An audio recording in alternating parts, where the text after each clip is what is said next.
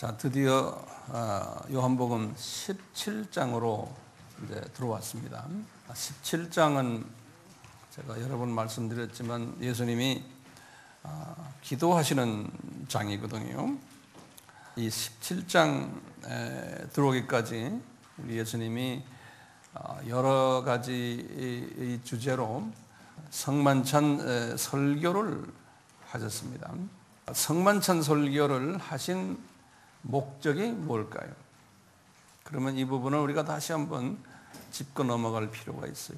성만찬 설교를 하신 목적은 이제 제자들이 앞으로 출회당할 것이고 죽임 당할 것이고, 그렇기 때문에 예수님은 자칫하면 너희들이 실족을 당하게 될 가능성이 없지 않아 있는데, 그렇지만 절대로 하나님께서는 실족당하게 안 하시고 보혜사 성령님을 보내주어서 너희들이 보좌의 기도를 하게 만들 것이라는 거예요.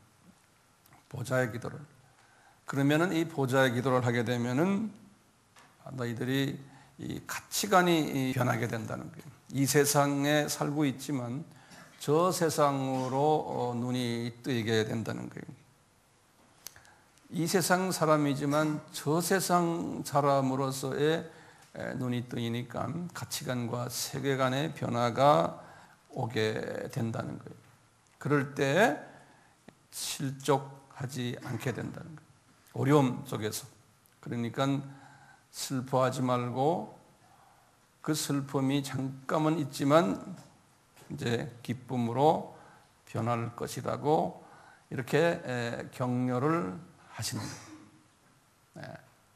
이와 관계돼서 이 보좌의 기도는 어디에서 시작됐느냐? 이미 예수님께서 모세에게 말씀하신 그 제사 방법에서 분향단적으로 깊이 들어가는. 분향단이 뭐냐? 분향단은 성도의 기저로 그랬거든요. 계시록 8장 3절에요. 이 분향단이 이 지성소로 이렇게 들어가는 거예요. 1년 365일 하루 24시간 들어가지만 하루에 2번씩 심지를 바꾸기 위해서 아침 저녁으로 지성소에서 성소로 끌어내는 거예요. 그래가지고 심지 청소하고 그리고 다시 집어넣고, 그러니까 지성소와 성소를 들어왔다 나왔다 하는 거예요. 그렇지만 대부분의 시간은 지성소에 있게 되어 있는 거예요. 이렇게 할 때 꼭 분향단의 그 향기로운 향을 집어넣어서 연기를 내야 되는 거예요. 향기로운 향. 다른 종류의 향을 피우면 안 된다는 거예요. 향기로운 향은 뭐냐? 향기로운 기도예요. 하나님이 받으시는 기도가 있는 거예요. 하나님이 기뻐서 받으시는 기도가 뭐냐? 창조의 목적의 회복을 위해서 기도를 먼저 하는 거예요. 그러기 위해서는 지상 계명을 놓고 먼저 기도하는 사람이에요. 그래서 예수님이 주님이 가르치시는 기도, 마태복음 6장 9절에서 13절, 우리 잘 아는 주기도문에서 이걸 먼저 가르친 거예요. 하나님 아버지, 이름이 거룩히 여기심을 받으시옵시며 뜻이 하늘에서 이룬 것처럼 이 땅에서도 이루어지니라. 이 창조의 목적과 예수님의 지상 계명을 먼저 기도하라는 거예요. 이 기도를 할 때 우리 기도가 향기 나는 기도가 된다는 거예요. 그 다음에 이제 우리에게 일용한 양식 주시고 형제 간의 관계성 제사함 해주고, 이 수평적인 기도는 그 다음으로 이제 하라는 거예요. 그런데 수평적인 기도도 하지만 나의 필요성을 가지고 먼저 기도하고 주님 이거 주세요 저거 주세요 이러면은 그 기도는 향기 나는 향을 집어넣은 기도가 아니라는 거예요. 그런 이야기를 저희들이 했어요. 그렇기 때문에 이런 그 분향단 기도를 하려면은 어떻게 해야 돼요? 분향전 기도라는 것은 내가 지성소에 들어가서 깊이 어디까지 가야 되는 거예요? 법계 속죄소까지 들어가는 기도거든요. 이것이 저희 내가 기도를 할 때 하늘에 계신 우리 아버지 그러면요, 나의 이 영의 눈이 그 속죄소까지 들어가니까 하늘 보좌까지 들어가는 기도인 거예요. 그래서 하늘에 계신 우리 아버지 하면은 그냥 입으로만 하는 것이 아니고 내가 그렇게 그런 비전으로서 보는 거예요. 하늘에 계신 우리 아버지 할 때 거기까지 가는 거예요. 영의 눈이 떠가지고요. 이 기도를 하려면 조건이 있죠. 이 기도를 하려면 쓴뿌리가 빠져야 되는 거예요. 그러니까 성품이 예수님화되고 성령의 9가지 열매가 맺혀 있는 분들이 이런 기도를 할 수 있는 거예요. 질투심이 가득 차 있고 미움이 있고 불평이 많고 입만 열면은 독을 품고 하는 이런 사람들은 절대로 이런 기도를 할 수가 없어요. 이런 기도를 한다고 하지만요, 알고 보면 그게 딴 놈한테 기도하는 거예요. 성품의 변화가 없는데 기도를 많이 한다는 사람, 그런 사람 조심하셔야 돼요. 그런 사람은 기도가 딴 데다 두고 기도하는 거예요. 그런데 방언도 받고 예언도 하죠. 그러면 어떻게 됩니까? 그게 잡놈한테 받는 거예요. 그러니까 이것을 잘 구별할 수 있는 영적 분별력이 있어야 돼요. 그 은사 중에 하나가 영적 분별력이죠. 네. 자, 이렇게 주님께서는 성만찬 설교를 하신 목적을 설명하신 후에 오늘 17장으로 들어가는데요. 17장 제가 1절에서 5절까지 먼저 읽고 이 부분에 대해서 말씀드리려고 그래요. 왜냐하면 이 17장은요, 세 부분으로 구별되어 있어요. 17장의 구조가요. 첫째는 뭐냐? 1절에서 5절까지는 예수님이 자신을 위한 기도를 아버지께 드리는 장면이에요. 자신을 위한 기도를. 그리고 두 번째는요, 6절에서부터요, 19절까지는 예수님이 자기 제자들을 위해서 아버지께 하시는 기도예요. 그리고 이제 20절부터 나머지 26절은 그 제자들을 통해서 구원받은 크리스천들, 성도들을 위해서 기도하시는 기도예요. 이렇게 구분이 되어 있어요. 자, 그래서 우선 첫째, 오늘은요, 처음 5절에 예수님 자신을 위한 기도의 내용을 제가 읽겠습니다. 예수께서 이 말씀을 하시고 눈을 들어 하늘을 우러러 가라사대, 눈을 들어, 거기다 줄을 거세요. 이 눈을 들어라는 건 예수님의 이 영의 눈이, 육의 눈을 들었지만, 혼의 눈도 들으셨지만, 혼의 눈만이 아니고 영의 눈이 들려가지고 어디 들어갔다는 거예요? 보좌에 계신 아버지께 들어가셨다는 거예요. 눈을 들어 하늘을 우러러 가라사대, 아버지여, 때가 이르렀사오니까, 때다가 동그라미 좀 치세요. 때. 아들을 영화롭게 하사, 거기다 줄을 긋게요. 영화롭게 하사 아들로 아버지를 영화롭게 하옵소서. 여기 보면은 아들이 먼저 영화를 받으시고 그 아들을 통해서 아버지가 받으시는 거예요. 예, 이 순서가 있어요. 2절이에요. 아버지께서 아들에게 주신 모든 자에게 영생을 주게 하시려고 만민을 다스리는 권세를 아들에게 주셨음이로소이다. 영생은 곧 유일하신 참 하나님과 그의 보내신 자 예수 그리스도를 아는 것이다. 그래서 영생이 구원받는다는 것은 성부 하나님이 누구시고 그분이 보내신 성자 하나님이 누구란 것을 아는 것.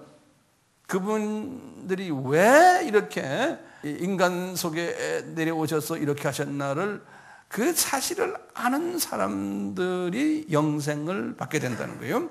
4절입니다. 아버지께서 내게 하라고 주신 일을 내가 이루어 아버지를 이 세상에서 영화롭게 하였사오니, 아버지여, 창세전에 내가 아버지와 함께 가졌던 영화로서 지금도 아버지와 함께 나를 영화롭게 하옵소서. 이제 요 부분이 오늘 말씀의 주제입니다. 자, 그러면요, 이렇게 성만찬 설교를 하신 후에 17장에서 기도하시면서 세 제목을 가지고 기도하시는 거예요. 첫째가 뭐였어요? 자신을 위해서, 두 번째는 제자들을 위해서, 세 번째는 제자들에 의해서 크리스찬이 된 성도들을 위해서요. 네. 자, 그러면 지금 예수님이 자신을 위해서 기도했는데요. 자신을 위해서 기도한 목적이 있어요. 그 목적을 좀 적어보세요. 자신을 위해서 기도한 목적이 있어요. 그 목적이 이제 5절에서 나오는 목적인데요. 그걸 제가 다시 풀어드릴게요. 예수님이 무엇이냐면 첫째로요. 나를 영화롭게 하시옵소서예요. 예수님이 기도하시는 건요. 이 말은 뭐냐면 예수님 영화롭게 한다는 건 예수님께서 이제 십자가를 지게 하시고 그 다음에 이제 부활을 이제 하시는 이 두 부분을 통칭 우리가 예수님이 영광을 받으신다 그래요. 왜냐하면 그 사건을 통해서 엄청난 일이 일어나게 돼 있어요. 좀 있으면 제가 말씀드릴 거예요. 이렇게 해서 예수님이 영광 받으시기를 원하는데 예수님이 이 5절의 내용을 들여다보면 아버지께서 내가 영광 받도록 허락하셔야 된다는 거예요. 왜냐하면 예수님은 인간으로 오셨기 때문에요. 인간의 이 한계성을 가지고 계셨기 때문에 아버지가 계획하셔서 나를 보내셨기 때문에 이제 내가 이 영광 받는 일을 할 터인데 아버지여 이것을 허락해 주십시오. 이제 마지막 순간입니다. 예? 그래야지만 아버지도 영광 받는다는 거예요. 이제 예수님 말씀이 연계가 돼 있어요. 예, 좀 있으면 조금 더 자세히 이제 보게 돼요. 왜냐하면 이미 창세전에 그러니까 이 피조물들을 짓기 전에 아버지와 내가 이미 영광 속에 있었다는 거예요. 그래서 아버지 우리가 피조물들을 저렇게 만들어 놓고는 창조해 놓고 창세 후에 이제 피조물들을 만들어 놓고 아버지 피조물들에게서 영광을 받기 위해서 피조물들을 만들어 놨는데 아까 피조물들 중에 한 나쁜 놈이 누구예요? 루시퍼예요. 이 사탄이 돼가지고 마귀가 돼가지고 이 창조의 목적, 창조주를 섬기지 않는 그놈에 속혀가지고 인간인 우리의 형상으로 지음받은 아담도 나쁜 짓을 해가지고 그렇게 해가지고 창조의 목적에 위배된 행동을 했습니다. 그래서 지금 우리가요 이 피조물들에게서 영광을 받지를 못합니다. 그래서 아버지가 저를 이 세상에 보냈잖아요. 이 창조의 목적을 회복하기 위해서. 자, 그러다 이제 쭉 그 일을 준비해 오다가 이제 와서 지금 요 순간에 성만찬 지금 하는 요 끝나는 요 순간 때가 되어서 이제는 이 영광을 회복하는 이 순간이 되었습니다. 그래서 내가 이 영광을 받을 수 있도록 아버지 내가 마음이 변하지 않게 나를 붙잡아 주시고 그래야지만 내가 영광 받을 터인데 그러면 아버지도 영광 받게 됩니다. 네. 요 기도 내용이 지금 처음 5절이에요. 자, 그러니까 이분이 누구한테 지금 이런 말씀하세요? 예수님께서 아버지에게 하시는 거예요. 그러니까 우리 크리스천들은요 기도를 할 때 아버지에게 기도하셔야 되는 거예요. 아버지에게요. 예수님도 그렇게 기도하시는 거예요. 그래서 요한복음에는요 아버지 아버지 하는 말이 단어가요 122번이 나와요. 자, 그래서요 오늘 이 시간에는 아버지에게 이제 기도를 하는 이 모든 기도의 내용들이 지금 여기에만 있는 게 아니에요. 지금 이 17장에만 있는 게 아니고 예수님께서 이 3년 공생애 동안에 예수님의 기도 생활을 많이 하셨거든요. 그것을 먼저 한번 섭렵해 볼 필요가 있어요. 그래서 제목을요 예수님의 3년 공생애 동안의 기도 생활이라는 제목을 여기다 제가 적어놨어요. 여기. 자, 그러면 첫째로요. 여기 이제 쭉 이제 제가 장소, 때, 목적, 성만찬 기도, 축사 기도, 안수 기도 쭉 이 6가지 내용을 적어놨는데 거기에 대한 자세한 걸 제가 지금부터 말씀드릴 테니까 순서대로 적어주시길 바라요. 이런 예수님의 이 기도 내용들이 우리 머릿속에 딱 정돈이 돼야 돼요. 이거 정돈할 필요가 있어요. 첫째로요, 장소예요. 예수님이 그러면 기도를 어떤 장소에서 하셨나? 예수님이 3년 공생애 동안에 그러면 답은 이거예요. 한 고정된 장소가 아니다. 여러 장소예요. 예수님이요. 첫째로요, 예수님이 산이나 또는 언덕에 올라가셔서 기도하신 장면도 있어요. 그것 때문에 우리는 기도한다 그러면 산기도 가야 된다 그러잖아요. 또는 뭐 산에 기도원도 산에 있잖아요. 산기도 간다 그래요. 좋은 이야기지만 예수님의 기도가 그것만이 아니에요. 산기도 가서 그것도 뭐 높은 산도 아니에요. 겟세마네 언덕은 조그만 언덕, 조그만 힐이에요. 힐. 자, 이 겟세마네에서 기도하신 성경 구절을 제가 적어드릴게. 적으세요. 마태복음 26장 30절에서 46절 또는 마가복음 14장 32절에서 40절, 누가복음 22장 39절에서 43절이에요. 이렇게 산기도를 언덕기도인데요. 그 동네가 그렇게 높은 산이 없었거든요. 언덕에 가서 기도하셨는데 두 번째 언덕에 가서 기도한 경우가 뭐냐면 제자들을 선택하기 위해서 올라가서 조용한 곳에 기도한 장면이 있어요. 마가복음 3장 13절, 누가복음 6장 12절. 자, 이렇게 두 번째 또 장소를 이야기한다면 예수님이 성전에 가셔서 기도하신 장면도 있어요. 마가복음 11장 15절에서 18절이에요. 또는 세 번째로요, 예수님이 개인 집에 방문하셔가지고 또는 길거리 가시면서 기도하신 때가 있어요. 환자들 만나면은 그냥 그 자리에서 기도해드리죠. 또는 군중들 앞에서도 기도하시고, 뭐 오병이어 사건도 이렇게 기도하시잖아요. 군중들 앞에서요. 이런 식으로요. 마태복음 19장 13절에서 15절, 누가복음 4장 40절, 5장 12절 이런 부분에 또 네 번째로는요, 우리가 쭉 그동안에 공부해왔죠. 성만찬 때, 성만찬에서 이제 기도하시는 장면들이 있어요. 성만찬에서는요, 두 가지 기도를 하세요. 성만찬에서는요, 첫째요, 성례전 기도를 하셨어요. 성례전 기도. 이 말씀은 뭐냐면요, 떡을 딱 띄시고는 거기에다 블레싱, 축복을 하셨다 그랬어요. 마태복음 26장 26절, 마가복음 14장 22절이에요. 영어로는 블레싱 하셨대요. 떡을 딱 쥐고서는 블레싱 하셨어요. 그 다음에 누가복음 22장 19절은요, 같은 떡인데 블레싱이란 말이 없고 한국말은 축복이란 말이 없고요, 살해하셨다 그래요.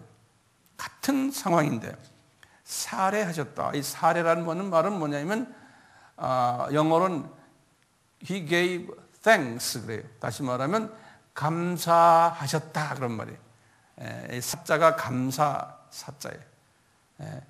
감사기도 하셨다는 거예요. 누가복음 22장 19절에요. 그 다음엔 꼭 잔을 이제 가지시고는요, 꼭 잔을 가지시고는 축복하셨다는 말이 없어요. 잔을 가지시고는 항상 살해하셨다 그래요. 다시 말하면 감사하셨어요. 그거를 다른 한국말 표현을 축사하셨다 그래요. 이 축사, 요거는 오병이어 때, 칠병이어 때 하시는 말씀. 근데 똑같이 한국말은 축사, 살해가 같은 표현이에요. 영어로는 gave thanks 그런 거예요. 감사하셨다 그런 뜻이나 마찬가지예요. 그러니까 보면 예수님께서 이 성례전 때는 어떤 기도를 하셨냐면 떡을 딱 들고 계시고는 또 잔을 가지시고는 이 축복도 하시고 또 감사하셨는데, 이럴 때 기도가 예수님이 기도가 어떤 기도에 계세요? 그거 딱 들고 계시지만 그 떡 자체를 보시면서 했겠어요? 예수님의 눈이 어디 올라갔겠어요? 하늘 보좌에 가신 거예요. 하늘 보좌에 가신 것만이 아니에요. 예수님은 이 떡과 잔을 딱 보시면서 그 당시부터 시작을 해서 쭉 앞으로 전개될 구원받을 사람들의 모습을 쫙 환상으로 보시는 거예요. 우리 예수님의 기도는 대단한 기도예요. 이 비전 기도하는 거예요. 비전. 우리 크리스찬들도 이 비전 기도를 해야 되는 거예요. 예? 그게 무슨 기도예요? 믿음의 기도예요. 믿음의 기도. 왜 믿음의 기도인가요? 믿음은 히브리서 11장 1절. 믿음은 뭐죠? 바라는 것들의 실상이라고 그랬잖아요. 그러니까 영의 눈으로 내가 이렇게 탁 보는 거예요. 바라는 거예요. 쫙 보는 거예요. 영의 눈으로. 보이지 않는 것들이란 말은 뭐냐면 육의 눈이나 혼의 눈으로는 안 보이는 거예요. 그런데 영의 눈으로는 보이는 거예요.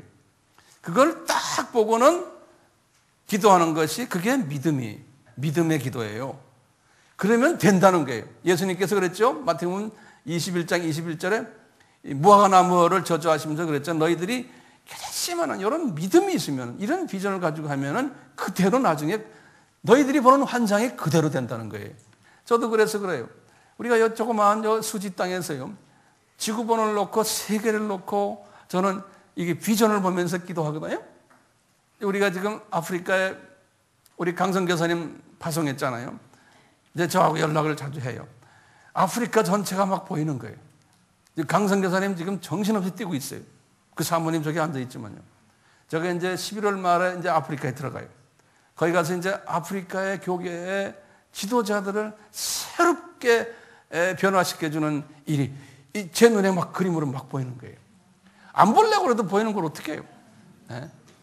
이번 라오스와 캄보디아도 마찬가지예요. 가서 주님께서 어떻게 하실 것이 눈에 막 보이는 거예요. 네. 그러니 안 갈 수 없잖아요. 예수님도 이런 기도를 하셨던 거예요. 우리 보고 믿음의 기도라는 것은 이 기도예요. 이러려면은 우리 얘가 쓴 뿌리가 많이 정돈이 돼야 돼요. 자, 이제 보세요. 때. 예수님이 언제 기도하셨어요? 그것도 제 생각에는 한 여러 상황이에요. 첫째가 뭐냐? 이제 새벽에 한적한 곳에서 기도한 경우가 있어요. 마가복음 1장 35절, 누가복음 4장 42절. 그렇다 보니까 우리는 새벽 기도만 기도한 줄 알아요. 이건 잘못된 이야기예요. 예수님이 새벽 기도 하신 건 당연하지만 에브리데이 새벽마다 기도하셨는지는 몰라요. 예수님께서요. 그러니까 새벽 기도를 하는 나라는 우리나라밖에 없어요. 그러니까 우리는 자칫하면 새벽 기도 안 하면은 저 사람 믿음이 없는 사람이고 시험 받은 사람이다 이렇게 생각할 수도 있어요. 꼭 그것만은 아니잖아요. 그건 우리 기준에서 그런 거예요. 새벽에 기도하면 가장 좋죠. 네. 정신 맑을 때요. 그러니까 저도 오전 12시까지는 될 수 있으면은 이 잡다한 일에 제가 신경을 안 쓰려고요. 이 주님하고만 초점을 맞추는데 신경을 쓰고 있거든요. 근데 그렇지 않을 때도 있지만 주로 거기에 저도 그래. 이 아침 시간이 되게도 좋아요. 근데 그 거꾸로 된 사람도 있어요. 이 몸의 그 생리학적으로. 네. 자, 예수님께서 이 새벽만 한 게 아니고 낮에도 하셨어요. 낮에도요. 낮에도 한적한 곳에서요. 누가복음 5장 16절에 보시면. 그리고 세 번째로는 예수님께서요. 저녁 시간 밤에도 또 기도하신 때가 있었어요. 특히 그 겟세마네 동산 기도는 저녁 시간 아니에요? 마태복음 26장 36절 46절, 마가복음 14장 32절 42절, 누가복음 22장 40절 46절. 그뿐만 아니라 예수님은 필요하실 때마다 기도하셨어요. 마태복음 19장 13절에서 15절, 누가복음 5장 12절. 그러면 나중에 바울에게 주님이 하신 말씀이 있어요. 쉬지 말고 기도하라고 그랬어요. 데살로니가 전서 5장 17절. 그러니까 기도는 때가 있어요? 없어요? 때가 없어요. 24시간 기도하는데 본인이 가장 정신이 맑고 집중할 수 있는 시간에 기도하시는 게 주님께서 원하시는 거예요. 자, 제목을 좀 바꿨어요. 예수님이 기도를 하셨는데 그분이 기도하신 목적이 있어요. 목적이 네 가지가 있어요. 예수님이 인간으로 오셔가지고 하나님이신데 아버지에게 기도하셨어요. 그 목적이 네 가지가 있어요. 제가 성서를 쭉 보면서 이렇게 성서를 보면서 제가 이렇게 다 정리한 거예요. 첫째는 뭐냐면요, 자신을 위해서 기도하셨어요. 목적이. 왜냐하면 이분은 신성을 비웠기 때문에, 사람이시기 때문에 이분도 기도하지 않으면 안 돼요. 그래서 자신을 위해 기도한 것에 그 중에 첫 번째가 뭐냐면 자신의 뜻과 아버지의 뜻이 연합하기 위해서 기도했어요. 이분이요. 이분이 사람으로 오셨기 때문에 자칫하면 여기에서 차질이 생길 가능성이 있어요. 마가복음 3장 13절, 누가복음 6장 12절에서 그랬어요. 두 번째, 이분이 왜 기도하셨냐면 자신을 위한 기도가요, 자신과 아버지가 영화롭게 돼야 되기 때문인 거예요. 오늘 본문의 말씀이 17장 1절에서 5절이에요. 그래서 이렇게 되기를 위해서 기도를 지금 하시는 거예요. 세 번째는요, 이분이 자신이요 시험에 들지 않게 하기 위해서요. 그래서 이분이 겟세마네 기도도 그래서 들어가서 하셨지 않습니까? 이분도 기도를 그렇게 하셔야 돼요. 안 그러면 이분도 환경의 지배를 받게 되는 거예요. 누가복음 22장 39절에서 46절이에요. 그렇기 때문에 예수님도 이렇게 기도를 열심히 하셨어요. 두 번째 목적은요, 제자들을 위한 기도를 이분이 하셨어요. 자신만이 아니고. 그 중에 첫째가 뭐냐면요, 제자들이 이제 아버지의 뜻에 연합된 제자를 이분이 선택해야 돼요. 아무나 막 잡아오면 안 돼요. 아버지의 뜻에 연합된 제자를 선택하기 위해서 이분이 기도를 했어요. 아버지께 여쭤본 거예요. 마가복음 3장 13절, 누가복음 6장 12절에서요. 그뿐만 아니라요, 왜 제자들을 위해서 기도했냐면요, 제자들이 아버지의 뜻을 온전히 이루는 도구로서요, 믿음이 떨어지지 않도록 기도한 거예요. 제자들이 아버지의 뜻을 온전히 이루는 도구로서 믿음이 떨어지지 않도록. 누가복음 22장 32절이에요. 세 번째로 예수님이 제자를 향한 기도가 뭐였냐면요, 제자들이 아버지의 뜻을 온전히 이루는 도구로서 서로 싸움하지 말고 하나 되기 위해서 기도하신 거예요. 여기 이제 요 다음 주에 하는 기도예요. 요한복음 17장 9절에서 16절이에요. 우리가 다 피조물들이기 때문에 선택은 받았지만 이 피조물들의 이 한계성 때문에 이런 일들이 일어날 수 있는 거예요. 그래서 예수님이 그렇게 기도했어요. 세 번째 기도는요, 첫째는 자신을 위한 기도, 두 번째는 제자들을 위한 기도, 세 번째 기도는 성도들을 위한 기도예요. 이제 제자들이 나가가지고 이제 크리스천들을 많이 만들어낼 텐데, 이미 그 사람들은 칼빈주의에 의하면 여기에 지금 이야기도 보면 아버지가 주신 자들이에요. 그렇죠? 앞으로 이제 주님이 주실 하나님의 성도들, 예수님이 미리 그걸 보고 그 사람들을 위해서 기도한 거예요. 예수님께서요. 그 사람들을 놓고요. 나머지 우리 요한복음 17장 20절에서 쭉 마지막까지거든요. 그 기도를 어떻게 하셨냐? 그 중에 첫째가요, 이 사람들이 서로가 똑같이 아버지의 뜻을 온전히 이루는 도구로서요, 서로 싸움하지 말고 하나 되기 위해서 기도하셨어요. 이 사탄은, 마귀는 분리자 아니에요. 그 놈들에게 속히지 않기 위해서. 요한복음 17장 20절에서 23절이에요. 기도의 목적이 네 가지라고 그랬죠. 자신을 위한 기도, 제자들을 위한 기도, 성도들을 위한 기도. 네 번째로요, 예수님이 자신의 정체성을 가르쳐주기 위해서 기도하셨어요. 3년 공생애 동안. 어떤 기도를 하셨냐면요, 병자를 딱 만나요. 귀신 들린 자를 만나면 그 자리에서 고쳐주고 쫓아내버려요. 그러면서 사람들이 이분이 하나님의 아들이시구나 이렇게 알려주는 그런 기도를 하셨어요. 병자한테 기도하시고 귀신 들린 자한테 주님이 기도하실 때마다 보좌의 기도를 하셨다고요. 그러면서 정체성을 알려주는 거예요. 누가복음 4장 30절에서 44절. 그 다음에 오병이어 칠병이어 기도예요. 마태복음 14장 19절, 마가복음 15장 35절. 자, 이제 네 번째, 여기요. 예수님의 기도 생활의 네 번째가 성만찬 기도예요. 우리 아까 말씀드리지만 성만찬 기도에서 성만찬에서 두 가지 기도를 하셨어요. 첫째는 뭐냐? 성례전 기도를 하셨어요. 그것은 떡을 이제 축복하시고 살해하시고 잔을 살해하시고 하는 그 기도에 이 성례전 기도를 하시고, 두 번째 기도는 성만찬 때, 성만찬 끝나면서 지금 요한복음 17장 기도예요. 요 기도를 했어요. 그러니까 성만찬 때는 기도를 몇 번 했어요? 두 가지 기도했어요. 성례전 기도와 그 다음에 오늘 우리가 보는 17장 기도예요. 17장 기도는 세 가지로 되어 있다고 그랬죠. 자신을 위한 기도, 제자들을 위한 기도, 그 다음에 성도들을 위한 기도, 이렇게 구별되어 있어요. 이 예수님께서 항상 기도할 때마다요, 요 축사 기도를 했어요. 축사란 건 아까 말했죠. 축사, 감사 기도를 많이 했어요. 예수님께서요.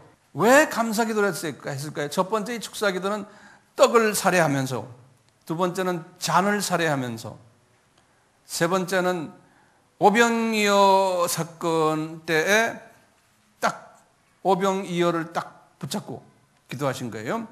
그 다음에 네 번째는 칠병이어예요.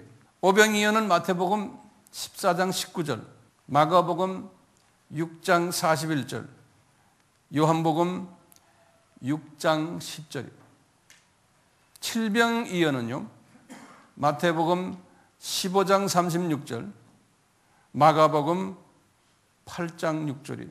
이분이 왜 감사 기도를 하셨을까요? 제가 아까 말씀드렸죠. 이미 이 지금 오병이어 사건을 통해서, 칠병이어 사건을 통해서 일어날 일들을 다 미리 보시면서 하십니다. 제가 오병이어, 칠병이어 설명을 드렸죠. 한번 보세요. 오병이어는 뭐예요?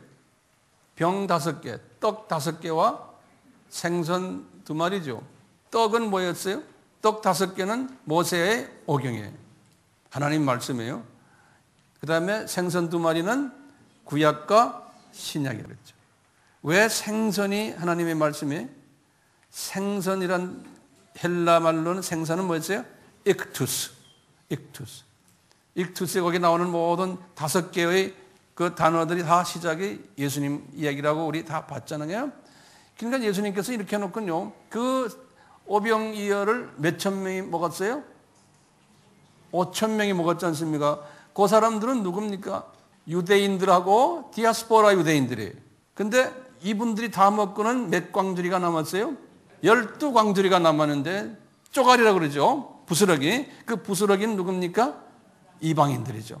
그러니까 12 제자들이 그 이방인 음식을 다 들고는 나가서 이방인들에게 복음 전할 것을 시사해 주는 거예요. 예수님이 그걸 다 보시는 거예요. 그러니까 이 오병이어를 딱 붙잡고는 예수님이 이 12명이 나가서 이렇게 복음 전할 것을 다 보시니까 축사가 나오는 거예요. 감사합니다. 칠병이어는 뭐예요? 나중에 똑같이 이 칠병은 우리 요한복음 6장에 나오는 예수님이 떡 이야기들이에요. 예수님, 내가 하늘에서 내려온 산떡이다. 내가 생명의 떡이다. 나는 참 음식이다. 이렇게 7가지가 쫙 나오는 그게 예수님이 이러시면서 그걸 가지고 몇 명이 먹었어요? 4,000명이 똑같이 4,000명인데 몇 광주리 남았어요? 7광주리 남아요. 그 광주리는 라지 바스켓이라고 그래요. 커요. 그 7광주리는 뭐예요? 교회예요. 아시아의 7교회. 7광주리는. 그러니까 이 복음이, 예수님의 이 떡이, 말씀이 어디에 들어간다는 거예요? 교회에 들어가서 그 교회가 이게 이방인들에게 또 나눠준다는 거예요. 부스러기니까 이방인들에게 나눠요. 그러니까 교회의 사명은 내 민족이 아니고 타 민족에게 복음 전하는 것이 교회의 사명이라는 거예요. 근데 5,000명, 4,000명 하니까 8,000명 아닙니까? 이것이 그대로 사도행전 2장부터 시작을 해서 예루살렘 교회에서 그대로 물리적으로 그대로 성취가 된 거예요. 처음에 12 제자들과 예수님 예루살렘 교회 직전에 다시 말하면 40일 동안 부활하시고 승천 밖까지 40일 동안 교인이 몇 명이었어요? 약 한 600여 명이 됐죠? 그렇죠? 600명 플러스예요. 그러다가 예루살렘 교회가 이제 만들어졌잖아요. 그러면서 교인이 몇 사람이 조인했어요. 처음에 베드로가 설교한 후에 3,000명이 들어왔어요. 사도행전 2장에 보시면. 그리고는 또 사도행전 이제 4장, 5장 거기 보면은 뭐가 나와요? 5,000명이 또 들어왔어요. 그러니까 그 숫자를 다 더하면은 약 9,000명이 되는 거예요. 신기하지 않아요? 예수님이 축사기도만 한 것이 아니라 안수기도하는 장면을 좀 봅시다. 안수라는 말은 뭐냐면요, lay hands, lay란 말은 영어로 lay hands on your head, 머리에다가 손을 얹히는 거죠. 안수. 예수님께서 안수를 하신 장면이요, 이제 사복음서에 보면 몇 군데 나오는데 그 중에 첫째가 어린 아이들에게 축복을 하시면서 안수했어요. 마태복음 19장 19절, 마가복음 10장 16절이. 또 병자들에게도 똑같이 안수를 하셨어요. 마가복음 6장 5절, 마가복음 8장 23절, 누가복음 4장 40절, 또 누가복음 13장 13절. 자, 그 다음에 이제 예화를 들면요, 안수의 목적이 뭘까요? 안수의 목적이? 그럼 우리가 구약에서 우리가 배울 수 있어요. 구약에서 첫째 부분은 아사셀 염소 머리에 안수한 거 기억나시죠? 레위기 16장 21절이. 아사셀 염소의 머리에 안수한 건 뭐예요? 이스라엘 사람들의 모든 죄를 대제사장이 받아다가 그분 아사셀에게 넘기는 거죠. 그렇죠? 똑같아요. 또 두 번째 보시면 숫송아지 머리에 안수라는 게 있어요. 출애굽기 29장 10절이. 또 세 번째는요, 번제물 머리에 안수래요. 레위기 1장 4절이에요. 다 같은 이야기들이지만요, 뭐냐? 안수는 그럼 한마디로 말하면 목적이 뭐예요? 안수는 이쪽에 있는 어떤 것들을 지금 안수 받는 사람에게 전이시키는 거예요. 그렇죠? 그러니까 트랜스퍼 시키는 거예요. 전이시키는 데에 목적이 있는 거예요. 안수는. 그렇기 때문에 안수를 잘못 받으면 큰일 나겠죠. 안수를 주는 사람의 그 영성과 그분의 그 모든 부분들이 그분에게 전이 되기 때문에 그래요. 또 마찬가지, 이렇게 우리가 설교하는 사람들도 선교해서 설교를 받는 사람들에게 전이시키거든요. 가르치는 것도 마찬가지. 이 전이가 되거든요. 예. 자, 안수를 했던 예들이 좀 있어요. 제가 여기 사역자를 세울 때, 여기 보면요, 사역자를 세울 때 안수 기도를 했어요. 그중에 첫째 예는 뭐냐면 7 집사를 예루살렘 교회에서 선정하군요. 그분들에게 예수님의 제자들이 그분들에게 안수 집사예요. 안수였어요. 사도행전 6장 6절에.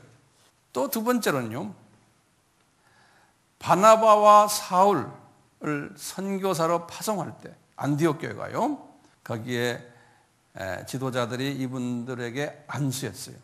사도행전 13장 1절에서 3절에 보면요. 또 세 번째로는요, 디모데를 사역자로 장로들이 안수를 했어요. 디모데전서 4장 14절에.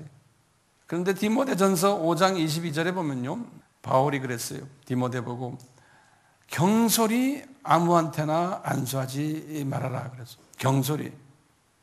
경솔이란 말은 뭐냐면 in hasty, 영어로는 hasty는 건, hasty란 말은 뭐예요?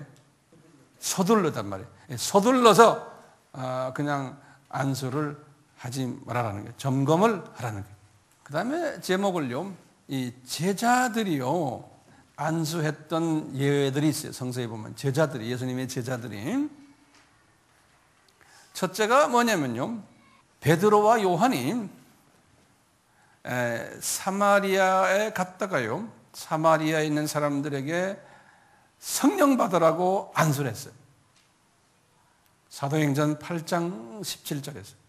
두 번째로는요, 바울이 다메섹에서 이제 예수님의 빛을 받아서 이제 시각장애자가 됐을 때 다메섹에 있는 아나니아가 찾아온 바울의 눈을 뜨게 하기 위해서 안수를 했어요. 그러니까 바울이 성령 충만받고 눈을 떴어요. 그러니까 아나니아의 영성이 이분에게 전이해서 들어간 거예요. 사도행전 9장 12절에서 18절에 그랬어요. 또 바울이 안수한 장면이 나오는데, 바울이 에베소에 가셔가지고 보니까 세례 요한의 제자들이 12명 있었어요. 근데 이분들이 예수님에 대해서는 물 세례 정도만 알고 성령 세례를 몰랐기 때문에 바울이 그분들에게 안수를 했어요. 안수를 하니까 이분들이 성령 받고는 방언하고 예언하고 그랬어요. 사도행전 19장 1절에서 7절에 그래요. 7절. 또 바울이요, 이제 사도행전 28장 8절에 나오는 이야기인데요. 바울이 그 멜리데 섬에 갔는데, 그 섬에 제일 높은 사람 보블리오라는 사람의 아버지가 열병과 이질병을 앓고 있었는데, 안수하니까 그냥 병이 나버린 이야기 있어요. 사도행전 28장 8절에. 그뿐 아니라 바울이요, 디모데를 특별히 안수를 했어요. 그러니까 디모데가 이 바울의 안수를 받고는 디모데 속에 있는 은사들이 그냥 불일 듯 일어났다고 그랬어요. 디모데에게 안수하니까 바울이. 그래서 디모데가 사역할 수 있는데 큰 힘을 받았어요. 디모데 후서 1장 6절에 그래요. 자, 그러면 제목을 바꿔서요, 기도란 무엇인가요? 기도란 무엇인가요? 여기 나오지만요, 제가 이 기도가 무엇인가를 우리가 알 필요가 있어요. 첫째, 기도는 하나님과 내와의 사이에서의 파이프라인을 연결하는 거예요. 파이프라인을 연결하는 거예요. 우리 꼭 이번에 그 칠레 광부 33명 케이스로 생각하시면 돼요. 그래서 거기다 적어놓으세요. 칠레 33명의 광부예요. 파이프라인 연결하는 거예요. 두 번째로는요, 이 파이프라인 연결되면요, 보혜사의 도움으로 이 파이프라인을 통해 가지고 영적 호흡을 하게 하면서요, 그러면서 영적 지혜를 받는 행위, 영적 지혜를 받는 행위가 기도예요. 세 번째로, 이 지혜를 받으면요, 잃어버린 창조의 목적의 회복을 원하시는 하나님의 뜻을 깨닫게 돼요. 이 지혜라는 무슨 지혜냐? 창조의 목적을, 잃어버린 창조의 목적이 회복해야 되겠다는 하나님의 뜻이 있어요. 그 뜻을 깨닫게 되는 거예요. 그게 지혜예요. 제일 큰 지혜예요. 네. 그러면 이제 네 번째로요, 이 하나님의 뜻이에요. 이 뜻을, 하나님의 뜻을 내 뜻으로 만들려는 소원을 갖게 하는 거예요. 우리가요. 그러다 보니까 다섯 번째로, 먼저 하나님의 나라와 의를 구하게 되는 거예요. 그것을 깨달은 사람은요, 이것을 깨달은 사람은 나머지 뭐예요? 지상 계명과 지상 사명에 순종하게 되어 있는 거예요. 이렇게 기도하는 사람은. 자, 이제 오늘 본문으로 다시 돌아가세요. 본문에서 예수님이 눈을 들어 하늘을 봤다고 그랬잖아요. 그러니까 예수님의 보좌 기도예요. 자, 아까 잠깐 말씀드렸지만요, 예수님이 보좌 기도를 기도할 때마다 하셨어요. 자, 그런데 예수님이 3년 공생애 동안에도 기도하실 때가 많았다고 그랬잖아요. 그럴 때마다 보좌 기도를 하신 장면을 우리 잠깐 좀 봅시다. 오늘 본문 말씀 외에도요. 첫째요, 여기 보시면요, 나사로에게 기도한 거예요. 나사로가 죽었잖아요. 죽은 나사로. 요한복음 11장 41절에 나사로가 이제 죽었는데 그 무덤에 돌을 옮겨 놓으시고 눈을 들어 우러러보시며 가라사대 아버지요, 내 말을 들은 것을 감사합니다 그랬어요. 그러니까 이분이 지금, 예수님께서 지금 무슨 기도했어요? 보좌의 기도를 하신 거예요. 보좌의 기도하시면서 이미 나사로가 살아있는 모습을 이미 보신 거예요. 그러니까 감사 기도를 하시는 거예요. 그러시면 나와라 그러는 거예요. 네. 아까 감사, 우리 축사 기억나십니까? 그러니까 이제 이 깊은 기도를 하다 보면 이게 눈에 보이거든요. 보이니까 감사 먼저 하는 거예요. 네. 똑같이 우리 마가복음 7장 34절에 여기 보면요, 예수님께서 귀 먹고 어눌한 사람, 어눌하다는 것은 말 잘못하는 사람이에요. 이 사람 병자가 딱 있는데 손가락을 그 양귀에 딱 대고 침을 뱉어가지고 그 혀에다 손을 딱 대시고 그 다음엔 하늘을 우러러 탄식하시면서 이르시되 에바다, 그러면 열어라, 그런 소리거든요. 하시면서 하니까 이분이 귀가 열리고 막 혀가 그냥 제대로 된 거예요. 예. 그러니까 이분이 예수님께서 이 보좌의 기도를 하신 거예요. 그런데 이 예수님의 기도 가운데요, 이 보좌의 기도를 안 하신 것 같은 게 하나 있어요. 그게 뭐냐면 겟세마네 기도예요. 겟세마네 기도는 어떤 때 뭐예요? 얼굴을 땅에 대시고 엎드려서 기도했다고 그랬거든요. 그러니까 우리가 지금 볼 때는요, 아, 이분이 얼굴 땅에 대고 이렇게 기도했으니까 보좌 기도 안 하셨다라고 생각할 수 있죠. 아니죠. 얼굴을 땅에 댔던, 저 위를 보셨던, 그건 다 우리는 육의 눈으로 생각할 때 그렇지만 얼굴을 땅에 댔던, 이불 속에 들어가셨던, 뭐 하셨던 우리는 영의 기도를 할 수 있죠. 그렇죠. 네. 겟세마네 기도 장면은 마태복음 26장 39절이에요. 자, 그 다음에 중요한 내용이 있어요. 보좌 기도를 하시면서 하시는 말씀이 아버지요, 때가 이르렀습니다, 그러는 거예요. 이게 굉장히 중요한 개념이에요. 네. Father, hour has come. Hour comes 현재형이 아니에요. Hour has come이에요. 현재 완료형으로 되어 있어요. 왜 그러냐? 이 hour가, 이 때가요, 과거에 쫙 시작되는데 계속 이루시다가 지금까지 와서 이제 이루어집니다 할 때 쓰는 영문법이 현재 완료형이에요. 한국말에는 그것이 분명치가 않아요. 그럴 때 이 때라는 거예요. 때. 원어로는 호라라고 그래요. 그리스 말로는 호라, H-O-R-A, 호라 그래요. 호라. 이게 하나님의 예정하신 때예요. 네, 때가 있다는 거예요. 자, 하나님이 이 구원을 예정하기 위해서 하신 때가 언제예요? 창세기 3장 15절이에요. 네, 아들을 내려보내서 아들이 십자가에서 피를 흘릴 것을 미리 다 예정하셨잖아요. 그래가지고 그 아들이 내려오기 전에 몇 년을 그것을 그림자로 보여줬어요. 4,000년을요. 그렇죠? 4,000년을 보여줄 때 우리 공부를 많이 했죠. 하나님의 구원 계획 넘버원이 뭐예요? 가죽 치마의 어린 양. 창세기 3장 뭐예요? 21절. 두 번째, 다 적으세요. 다시 적으셔야 돼요. 두 번째, 아벨의 어린 양. 창세기 4장 4절. 히브리서 11장 4절. 로마서 10장 17절. 이게 다 연관되는 거예요. 히브리서 11장 4절. 로마서 10장 17절. 그게 주전 4,000년이에요.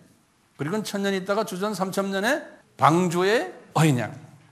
창세기 6장 14절. 그리고는 또 1,000년 후에 주전 2,000년에 아브라함에게 모리아산의 어린 양. 창세기 22장 2절. 그리고는 주전 1500년에 6월절의 어린 양. 출애굽기 12장 1절에서 11절. 그 다음에 여섯 번째 성막의 어린 양. 출애굽기 25장 8절. 그리고는 일곱 번째 마지막으로 성전의 어린 양. 주전 1000년 다윗 때예요. 주전 1500은 모세 때고요. 사무엘하 7장 5절에서 7절. 왕상 6장 38절. 열왕기상이에요. 이것뿐입니까? 예수님께서 이 4,000년 동안 7명의 최소한의 선지자들을 통해 가지고 예수님이 인성으로 오실 때 어떤 모양으로 오셔서 뭘 하실 것을, 어디에서 태어나실 것을 다 예언했어요. 4,000년 동안이요. 약 한 20가지로요. 적으세요. 그것도 다시요. 첫째는 아담에게 이야기했어요. 여자의 후손으로 오실 것을. 두 번째 야곱에게 유다 지파로 오실 것을. 세 번째 다윗에게 친구가 배반하고 손발이 찔리고 옷을 제비 뽑을 것이고 뼈가 꺾이지 않을 것을, 예수님이 부활하실 것을 다 다윗에게 보여주셨어요. 주전 1000년에. 그 다음에 주전 750년에 이사야에게 예수님이 다윗 자손으로 오시고 광야에서 외치는 세례요한 같은 사람이 오실 것이고 부자의 무덤을 나중에 사용할 것이고 강도와 함께 죽을 것이고 징계를 당하고 채찍에 맞을 것이고 침뱉음 받을 것이고 뺨 맞을 것이고 그럴 때 예수님이 대꾸를 안 할 것이고 예수님이 처녀의 몸으로 탄생하실 것이고 이거 다 이사야에게 말한 거예요. 그 다음에 다섯 번째로 아모스에게 주전 750년에 예수님이 이렇게 해서 십자가에 달리실 때 기상 변화가 일어날 것을 예언한 거예요. 그대로 일어났어요.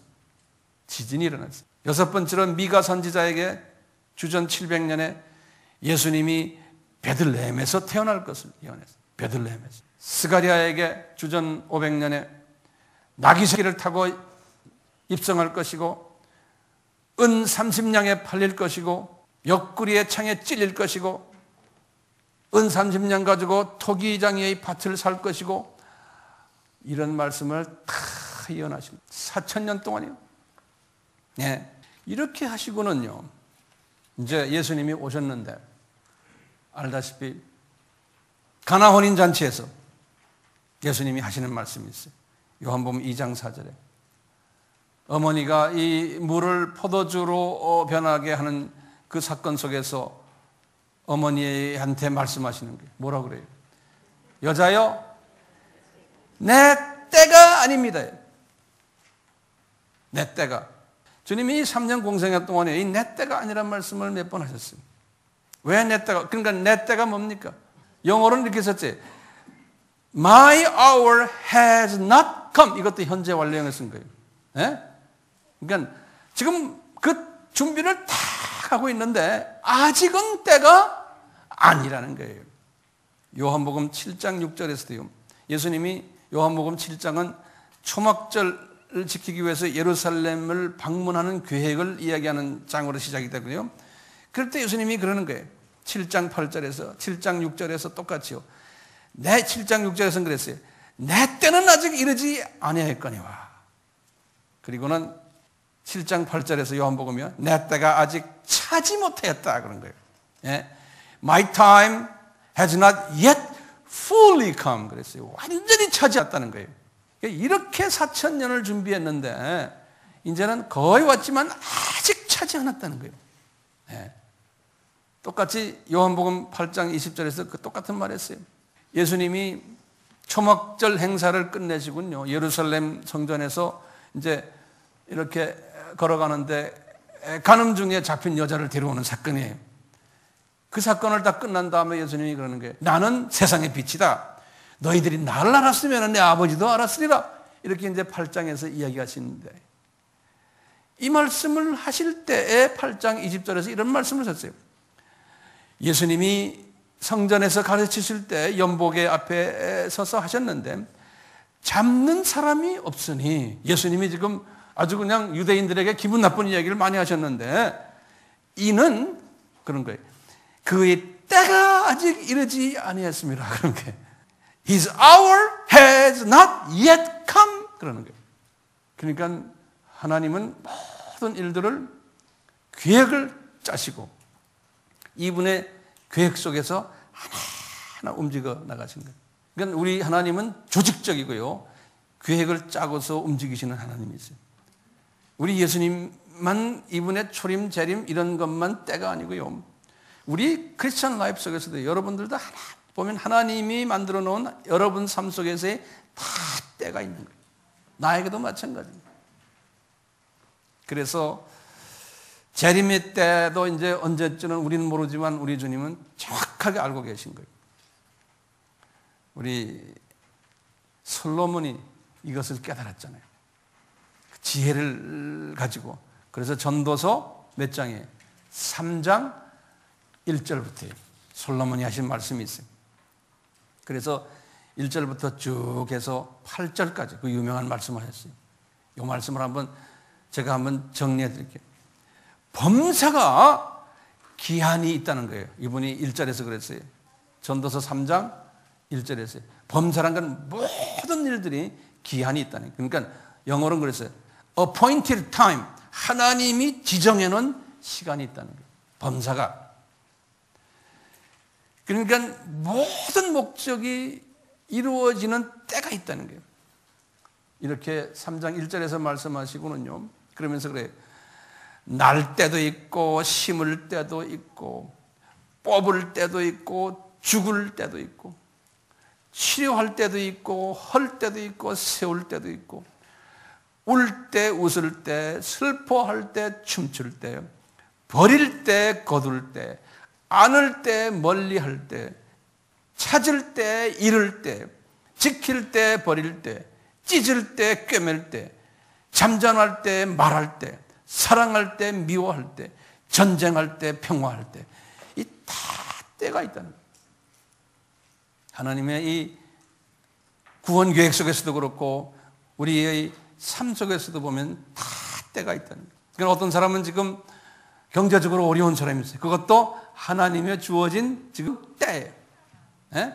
건강 그것도 하나님이 계획하신 때 속에 지금 들어와 있는 거예요. 분명히 그랬잖아요. 헐 때도 있고 세울 때도 있고 웃을 때도 있고 슬퍼할 때도 있고 잃어버릴 때도 있고요. 예?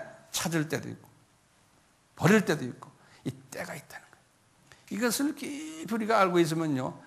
우리가 주님의 장중에 있구나. 예수님도 마찬가지인 거예요. 예수님도 아버지께서 이런 걸 다 해주시군요. 계획을 하시곤 인간으로 내려가라. 그때부터 시작을 해서 쫙 4,000년이 다 지난 다음에 예수님도 그런 거예요. 아직 내 때가 안 되었다는 거예요. 이미 그 하나님 아버지의 뜻을 이루시기 위해서 나는 지금 불림을 와서 왔지만 아버지 때가 안 됐다.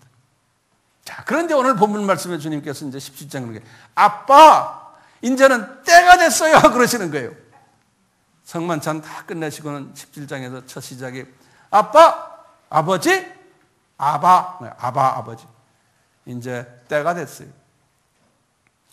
무슨 때예요? 창세기 3장 15절이 이루어지는 때예요. 이 때가 딱 일어나면요. 어떻게 되냐면요. 여기에 대해서 무슨 말씀하냐면 바울에게요. 우리 잘 아는 빌립보서 2장에 빌립보서 2장 5절부터 쭉 나오는 이야기가 있어요. 뭐냐?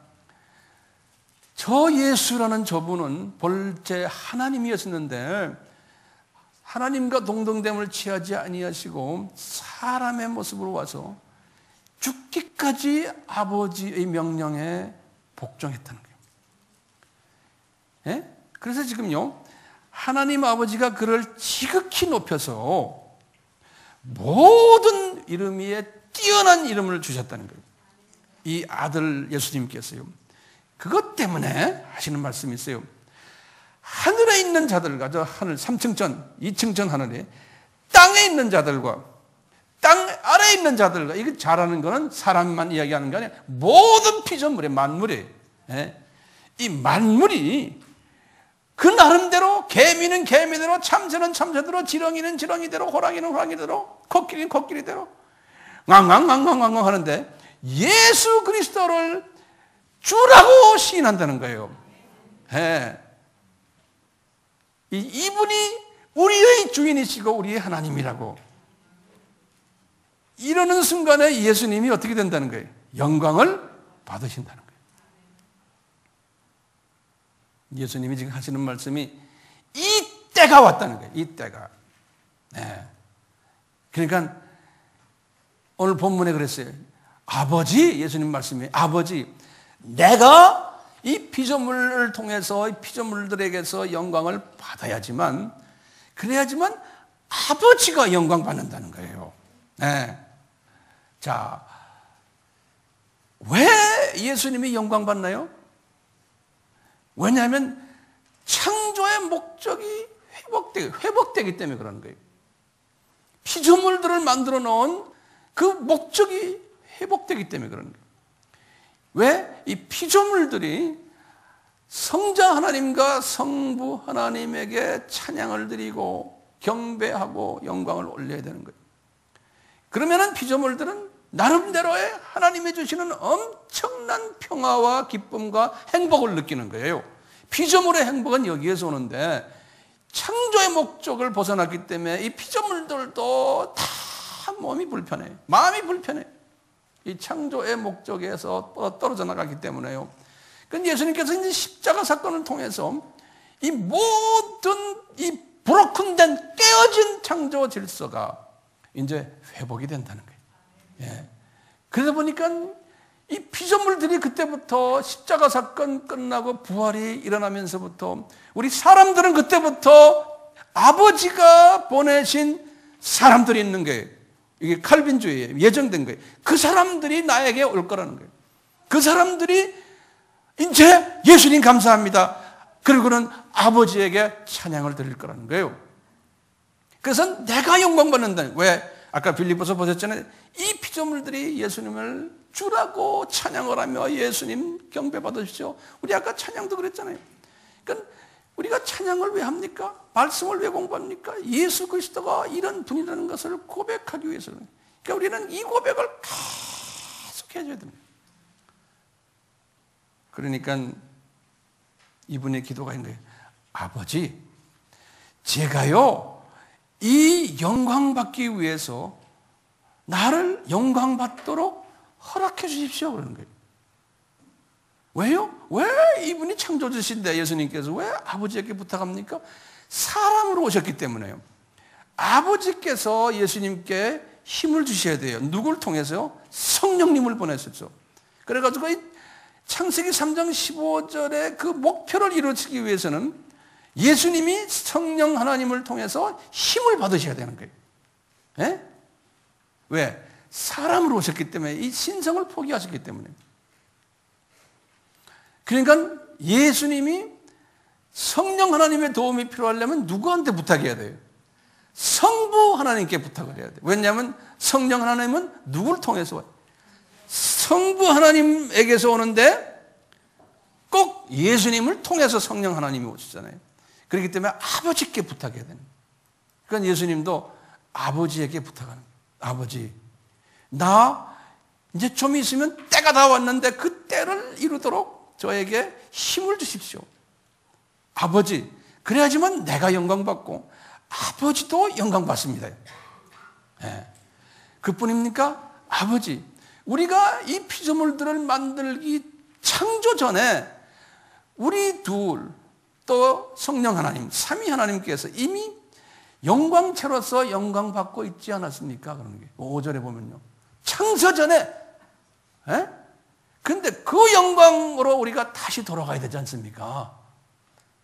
내가 십자가에서 이것을 함으로써 나와 아버지와 성령 하나님이 창세전에 받았던 그 영광 속으로 다시 들어갑니다. 우리가 들어가면 우리 피조물들, 우리 만들어 놓은 피조물들 이제는 우리를 통해서 얼마나 행복을 느낄까요? 그 행복은 말로 표현 못하는 행복인데 우리가 지금 상상을 못하는 거죠. 우리가 이제 그쪽 세계로 들어갔을 때 주시는 그 행복은 영원한 행복이니까요. 이 행복을 생각하면요, 이게 이 세상에서 살 맛 아무것도 없어요. 빨리 가고 싶어요. 가고 싶지 않으세요? 어떤 사람들은 뭐 다 가진 거 뭐 편하니까 나 좀 행복합니다는 사람이 있죠. 그 행복 얼마나 오래 갑니까? 언젠가는 암에 딱 걸려버려서 돈 있는 게 자녀 있는 거 뭐 있는 게 무슨 소용이 있습니까? 내일 모레 가야 되는데 행복은 끝나버려요. 이 세상의 행복이란 건 다 그런 거예요. 그러니까 우리는 뭐예요? 저 나라의 행복을 찾아야 되잖아요. 네? 저 나라에. 그러니까 예수님께서 지금 기도하는 게 무슨 기도예요? 저를 십자가에서 죽게 만들어 주십시오. 제가 딴 생각하지 않게. 네. 그 허락을 부탁하시는 장면이에요. 이렇게 됐을 때 거기에 보면은 이제 이런 말씀하시잖아요. 예수님이 사람들이 아버지가 참 하나님이심을 알게 되고 내가 아버지가 보낸 아들인 것을 알게 될 때가 오는데, 지금 이 십자가 사건을 통해서요, 그것을 알게 되는 사람들이 있다는 거예요. 그 사람들이 영생을 얻는다는 거예요. 예수님이 지금 오늘 말씀하시는 게, 그러니까 쉽게 말하면 그랬어요. 그냥 영생은 아버지와 아버지를 보낸 그리스도인 나를 아는 것이 영생입니다. 이게 쉽게 이렇게 말하는, 그걸 가지고 어떤 사람들은 영생 딴 거 아니야. 그냥 하나님 아버지, 그 다음에 예수 그리스도 누군가 알면 돼. 이렇게 심플한 단순한 개념이 아니라니까요. 영생은 뭡니까?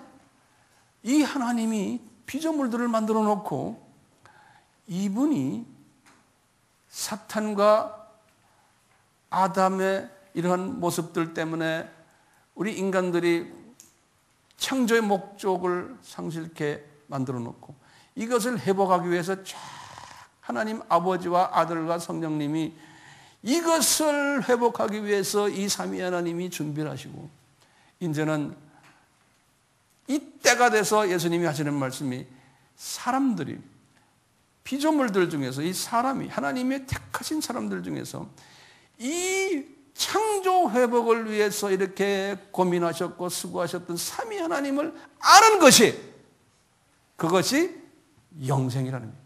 그걸 아는 사람들이 영원한 생명을 누리게 된다는 거예요. 네. 그러니까 예수님은 이런 기도를 지금 하시는 거예요. 아버지에게. 그 기도를 제자들이 지금 보고 있어요. 자, 그러면 제가 여쭤볼게요. 예수님이 왜 기도하셔야 돼요? 하나님이신데? 그러면 뭐라고 대답해요? 첫째, 그분은 신성을 비웠기 때문이다. 그러는 거예요. 빌립보서 2장 7절이에요. 그러니까 이분은 완전한 사람이 되셨기 때문에 육체적인 제약도 있고 배고픔도 경험하시고 목마름도 경험하시고 고통, 피곤 다 경험하셨잖아요. 심리적으로 감정적으로도 우리와 성정이 같았어요. 실망도 하시고 울기도 하시고 화도 내시고 어떤 때는 편애까지 하셨어요. 나사로를 편애하시고 요한도 편애하시고, 이런 감정적인 심리적인 부분도 우리와 똑같았어요. 또 사탄의 시험도 받으셨어요. 그렇기 때문에 이분은 항상 영적으로 도움이 필요했어요. 이 세상에 살기 때문에. 그래서 항상 아버지에게 기도 안 할 수가 없었어요. 아버지, 그러면은 이분이 천사를 보내시고 성령님을 보내시고 그랬어요. 그래서 천사가 와서 예수님을 도운 이야기가 성경에 몇 군데 나와요. 누가복음 22장 43절, 마태복음 26장 53절에도 천사를 내가 12영 되는 천사들을 불러서 내가 이렇게 할 수 있다라고 그랬었어요. 마르고가 제사장의 모습이죠. 마르고의 귀 잘렸을 때 베드로에게 하신 말씀이, 예수님, 베드로야 너 왜 그런 짓 하느냐? 내가 못할 줄 아느냐? 내가 12영 되는 천사들이라 그러면요, 이 한 영이 뭐냐면 우리가 군대 같으면 연대급이에요. 연대급. 네. 이 연대급이 12개니까 엄청난 거예요. 이 숫자만큼의 천사를 내가 그대로 불러올 수 있다. 아버지께 부탁해서 얼마든지 할 수 있지만 내가 지금 안 한단다, 이런 거예요. 그러니까 예수님이 이 인간으로 사시면서 이런 도움이 필요했어요. 그렇기 때문에 이분은요, 파이프라인을 아버지와 딱 갖다 대고 당분간이에요. 인간으로 계실 때 그분과 영적 호흡을 같이 해야 돼요. 이분이, 예수님도 분향전 기도를 향기로운 향을 피우셔야 돼요. 24시간 이분도 이렇게 분향전 기도를 하면서 이분이 뭐를 항상 생각했어요? 자신의 정체성을 항상 재확인하시는 거예요. 이 기도를 해야지만요, 이 파이프라인을 연결시켜야지만 자기 자신을 재확인할 수 있어요. 우리도 마찬가지예요. 예수님은 파이프라인을 통해서 성육신하신 목적을 자기 확인하고, 이 세상에 살지만 자기는 저 세상에 속한 자라는 걸 확인하시고, 이 4,000년 동안의 구원 역사를 수립하셨고 시행하시고 완전히 이루시는 분도 자기라는 것을 자꾸 확인하시고, 자기는 십자가에서 죽어야만 된다고 하는 것을 자꾸 확인하시고, 이래야지만 본인도 영광 받고 다시 아버지도 영광 받으면서 창조의 목적이 회복이 된다는 거예요. 그러니까 예수님이 이것을 확인하기 위해서는요, 이분이 끊임없이 기도해야 되는 거예요. 사람으로 오셨기 때문에. 자, 그렇다면 우리는 그러면 어떻게 해요? 예수님도 사람으로 오셔가지고 이렇게 기도하시는데, 예수님 때문에 우리가 천국 백성이 됐지만 우리도 이 세상에 당분간 살고 있기 때문에 아버지와 파이프라인을 만들어 놔야 되는 거예요. 우리도요. 예? 누구의 이름으로요? 예수님의 이름으로. 그러니까 우리 크리스찬들이 왜 기도를 해야 되느냐? 똑같아요. 우리 기도도 그냥 기도가 아니에요. 보좌 기도를 해야 되는 이유가 있는 거예요. 그렇기 때문에요. 예? 보좌 기도를 하면서 우선 예수가 누군가를 확인하는 거예요. 자꾸요.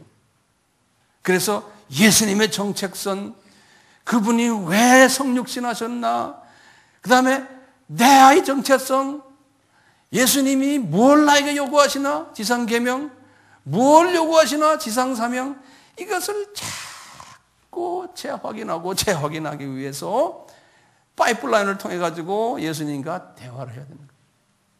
저기 서 있는 황 목사도 마찬가지.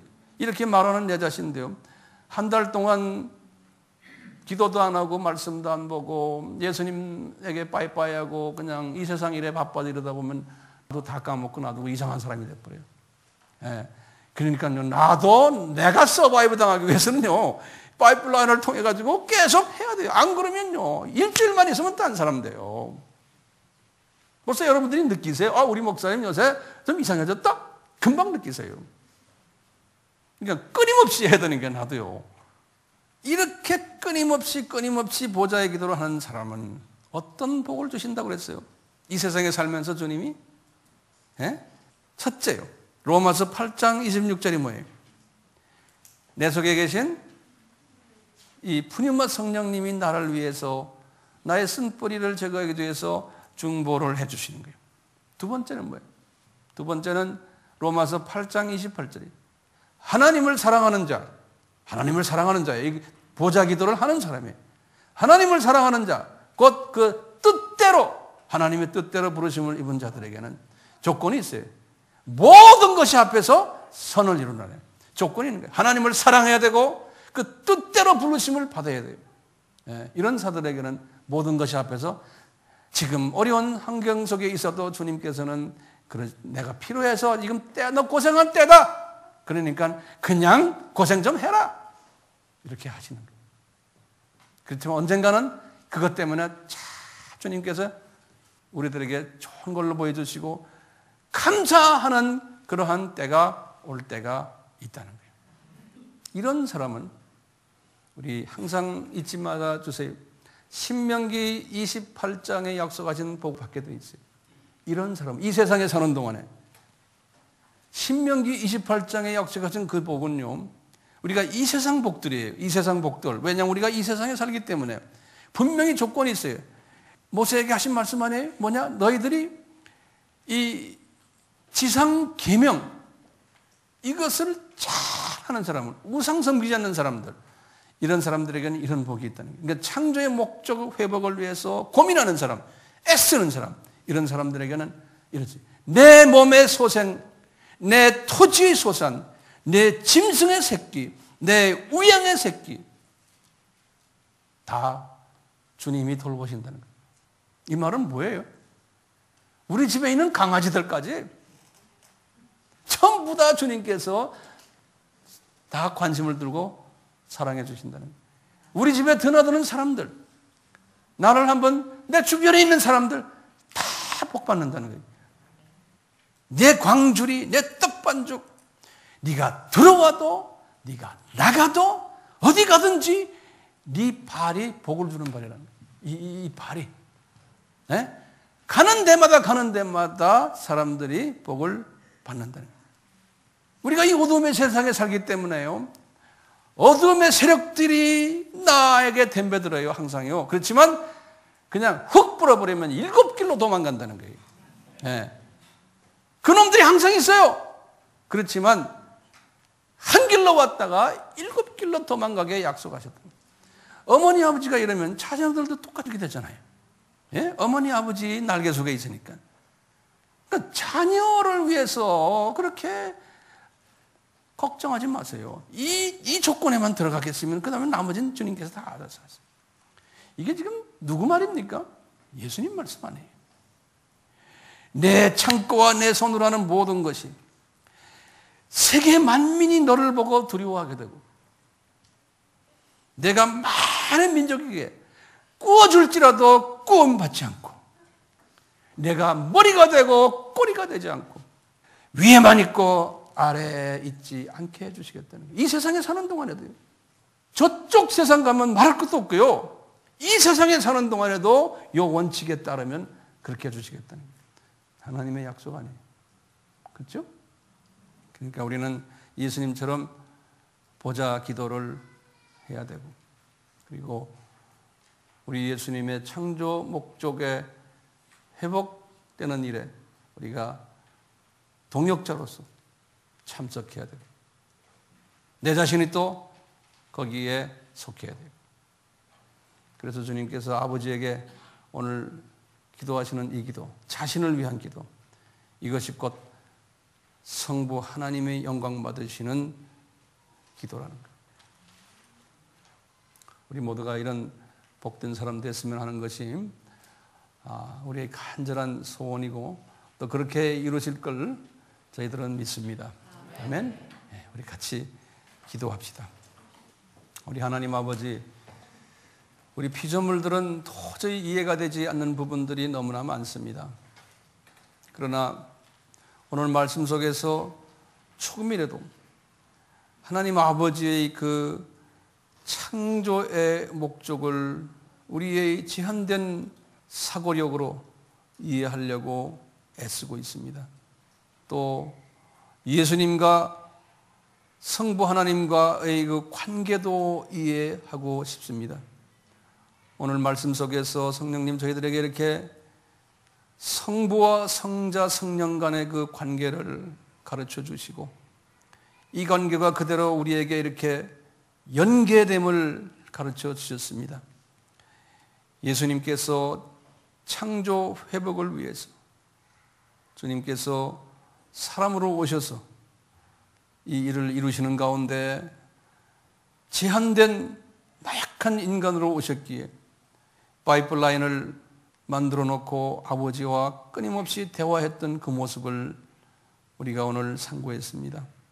우리도 마찬가지로 예수님과 같이 아버지에게 이 파이프라인을 세워놓고 영적 호흡을 하는 우리가 됨으로 해서 예수님의 정체성, 예수님의 성육신한 목적, 나의 정체성, 지상계명, 지상사명에 민감한 우리 모두가 되었으면 하는 간절한 바람입니다. 이런 사람에게 신명기 28장에 복을 약속하셨지 않습니까?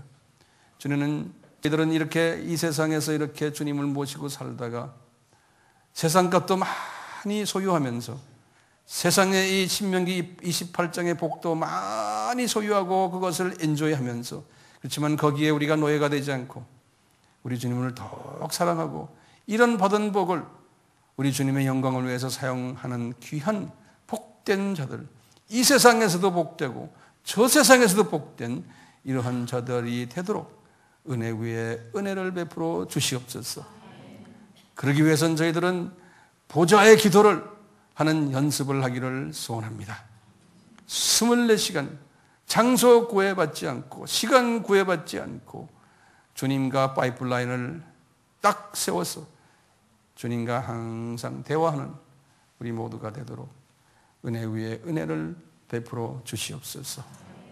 예수님의 귀하신 이름으로 기도드리옵나이다. 아멘. 지금 이 시간은 예수 그리스도의 무한하신 은혜와 하나님 아버지의 극진하신 사랑하심과 성령님의 교제, 순종케 하심이, 예배케 하심이 우리 모두에게 있기를 축원하옵나이다. 아멘.